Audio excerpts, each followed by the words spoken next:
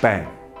The car has gone completely under the back of the truck. Now, I've been knocked out cold. And then, unbeknownst to me, there was a gang behind me, a bike gang. Didn't have one Jaws of life, I had 25. And they get in there and apparently they just hauled that car out and they just pulled bits of steel apart and they just got me out of that car and they saved my life.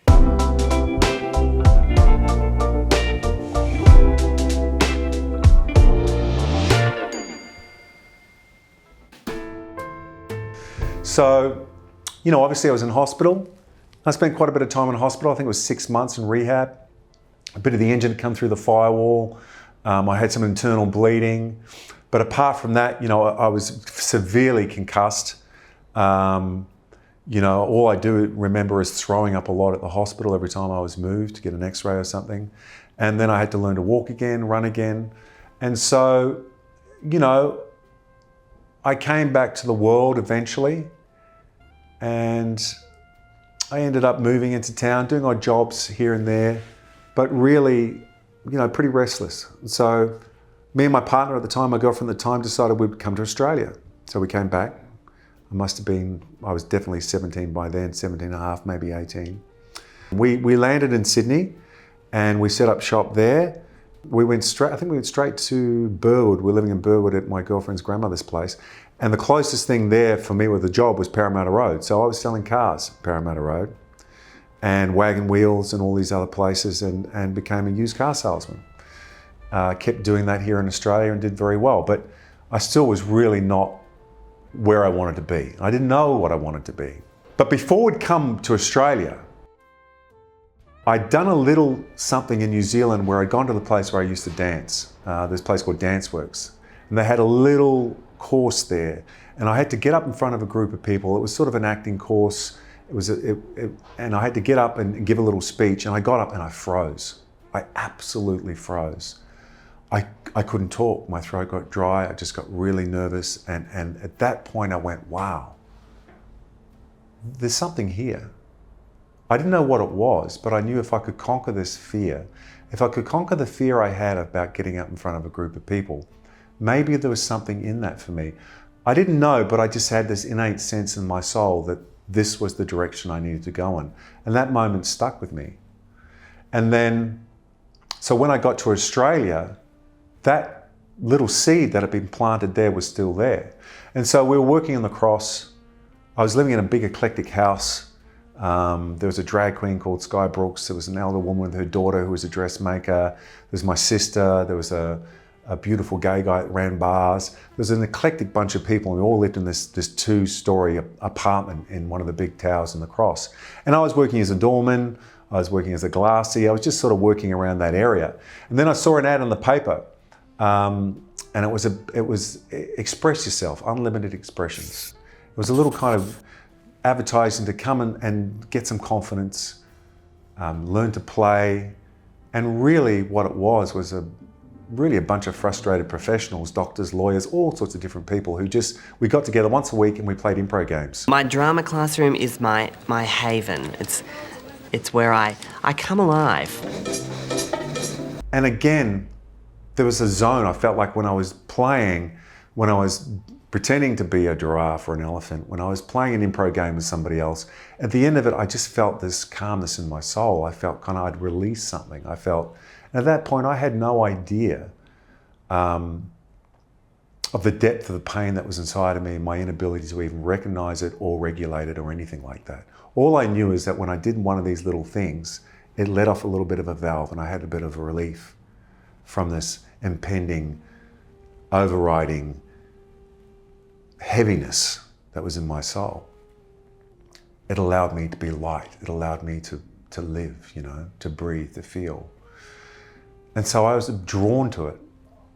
And so we did, at the end of it, Sky Brooks was a very famous drag queen at the time.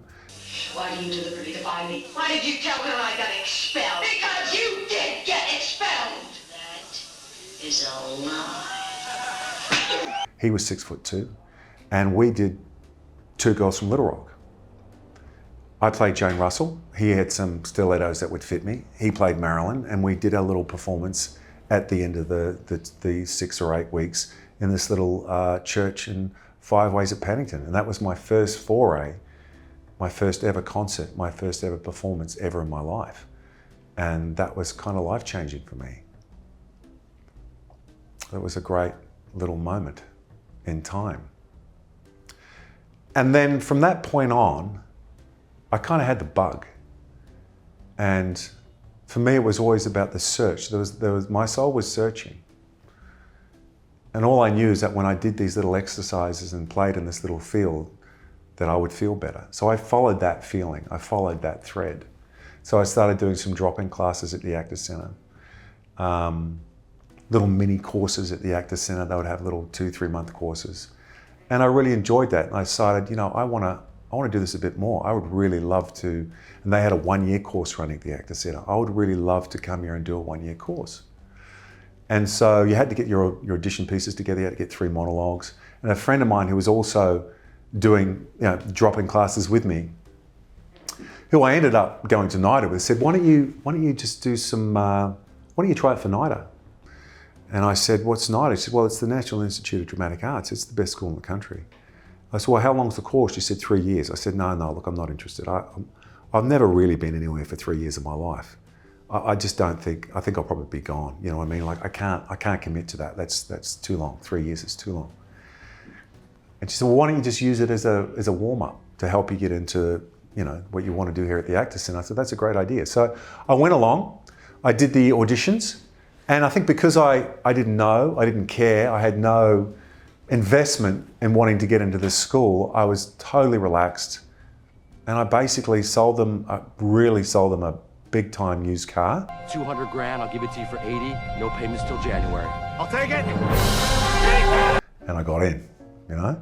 And I had to have a special dispensation because I had left home in school early. I didn't have my whatever you needed over in this country, year 12, all that stuff. I didn't have any of that. But they allowed me into the school, and then my journey started at NIDA. And NIDA, that was a pivotal moment in my life. That was life-changing, getting into that school. And I had absolutely no idea where I was about to go. You got to remember, I had never seen a play. I had no interest in ever seeing a play. I'd watched very few movies except Star Wars. I had never read any books, really. I mean, at home, the only books I remember as a kid is we had these volumes called Man and Woman, which were this kind of every sexual position known to mankind in a book. That's what I read as a kid. Now, that was my extensive reading. What's that? The Kama Sutra. Ask me anything about that, but nothing about the arts. There was nothing. So I belonged to a thing called the 1080 Club in New Zealand, which was a radio station, and they would play stories every Sunday. And I do remember what I loved in my childhood was listening to these stories and letting my imagination run wild with these stories. And also, I think, given my childhood with my mum, we would go off, my connection with my mum was around storytelling and fantasy. My mum lived in a fantasy world a lot of the time. She struggled in and out of her own understanding and battles with mental health. But there were moments where we would really connect in her stories and her imaginations and what was going on in her world. And so that was the storytelling that I had. That was the only storytelling that I knew. So my first year at NIDA was really, really challenging. I had my head in a book. I knew nothing about anything to do with the arts. And I really, really struggled. I felt inadequate. I felt not good enough. I felt stupid. I felt like I shouldn't be there. You know, there were kids there who'd been doing drama all their life and auditioned 3 or 4 times and, you know, done it at university and come back and they were doing this. And I really struggled to feel like that I belonged there. So much so that I remember, you know, at the end of the, sort of 3/4 of the way through the year, you had a tutorial. And I remember one of the teachers there sort of sat me down and I knew I was struggling. I was really finding it hard. I loved being there.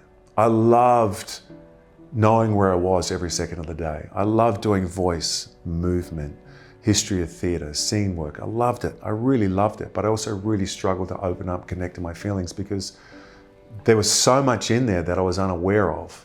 And I remember keeping a diary during that time and I was all over the shop. I was really struggling with my mental health. And you know, when you're doing all that movement, you're unlucky. If trauma is stored in your body, if trauma is stored in the cells in your fluid in your cells, then I'm unlocking that stuff with all this movement and voice that I've never done before. And it's coming out, but I've got no way of regulating it, no way of even knowing how to start regulating it except for doing the work.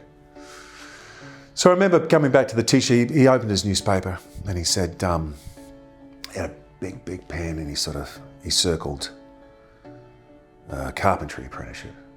And he circled plumbing apprenticeship. And he said, Aaron, I think, you know, I just don't think this is for you here. Here's a useful lesson for you. Give up. I think you need to seriously have a look at maybe getting an apprenticeship. You're not an actor. This is not where you're meant to be. I think you should have a look at being a carpenter or have a look at being a plumber. They're here, they're available for you. And that really knocked me for a six, you know. But there was one more show that we had to do. And the proviso was that, you know, we'd see how I went in this last show. And this last show was an improv show, which kind of was something that really suited me because my life had been improvisation. The stuff that happened to me as a kid, to survive, I'd learnt to meld into the energy that I was around to be safe. And in that, I became very sensitive to energy, and I was able to read the energy unconsciously of my friends, and I'd meld into that. So one week I was a heavy metaler, one week I'd be a punk rocker, the other week I'd be, you know, a country and western singer. I just kept molding from character to character, not knowing that to be disassociated into something else was the only way I was going to survive. To truly sit in myself would be terrifying and catastrophically too much. So I'd use these different characters just to survive. It was a survival mechanism. It was my strategy to live in the world and be okay.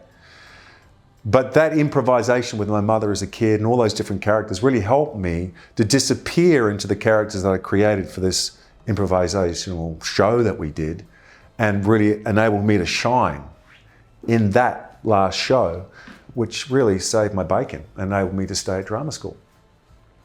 So that was a great outcome to what started off as a pretty hectic year. But drama school was incredible. It was the most intense thing I'd ever done. It's like 24/7 contact hours. You lived, you breathed it. It changed me. It sculptured me. It broke me. It rebuilt me. It set me on a path. So when I was 24 years old, I graduated into the industry, having never worked as a professional actor before. And I was about 24. My journey started there.